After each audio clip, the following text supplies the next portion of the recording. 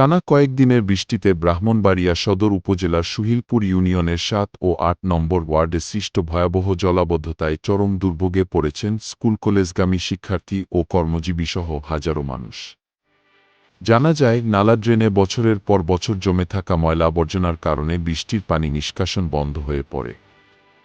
ফলে রাস্তাঘাট পানিতে তলিয়ে যায়, কোথাও কোথাও বাড়ির আঙিনায়ও পানি জমে। জলাবদ্ধতার সঙ্গে দুর্গন্ধ ছড়িয়ে তৈরি হয়েছে অস্বাস্থ্যকর পরিবেশ। স্থানীয়দের অভিযোগ, দীর্ঘদিন ধরে নালা ড্রেন পরিষ্কার না হওয়ায় প্রতি বর্ষাতেই একই দুর্ভোগের শিকার হতে হয়। বারবার সমস্যা দেখা দিলেও কার্যকর উদ্যোগের অভাবে পরিস্থিতির কোনো স্থায়ী সমাধান হয়নি। এ অবস্থায় এলাকাবাসী দুর্ভোগের বিষয়টি ব্রাহ্মণবাড়িয়া সদর উপজেলা পরিষদের সম্ভাব্য চেয়ারম্যান পদপ্রার্থী ও যুক্তরাজ্য প্রবাসী বিএনপি নেতা শাহ মোহাম্মদ ইব্রাহিম মিয়ার নজরে আনেন। খবর পাওয়ার পর তিনি দ্রুত নালা ড্রেন পরিষ্কারের উদ্যোগ নেন।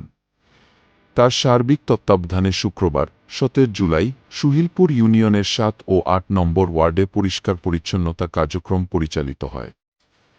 পরিষ্কার কার্যক্রমে দীর্ঘদিনের জমে থাকা ময়লা আবর্জনা অপসারণ করা হলে পানি দ্রুত নিষ্কাশন হতে শুরু করে। এতে জলাবদ্ধতা অনেকটাই কমে আসে এবং এলাকাবাসীর দীর্ঘদিনের ভোগান্তিও লাঘব হয়।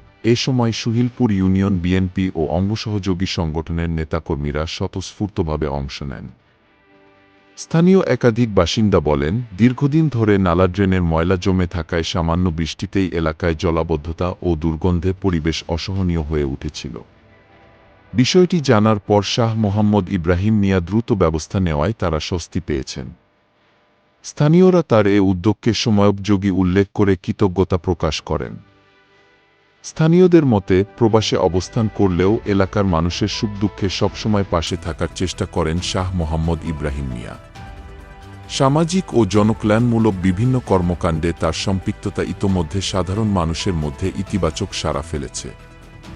ব্রাহ্মণবাড়িয়া থেকে আহসানুল হক নয়নের তথ্যচিত্রে। নিউজ ডেস্ক, বাংলাদেশ আমার।